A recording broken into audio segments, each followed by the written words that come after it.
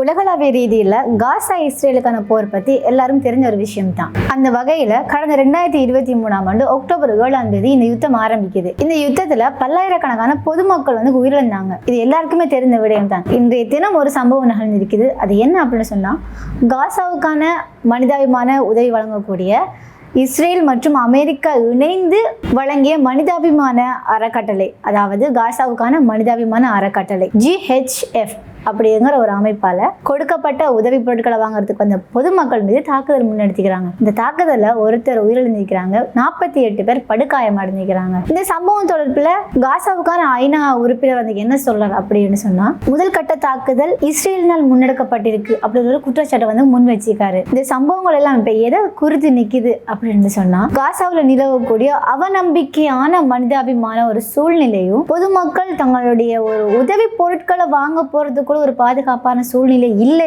அப்படிங்கறது கேள்விக்குறியாக்கக்கூடிய வகையில நிக்குது.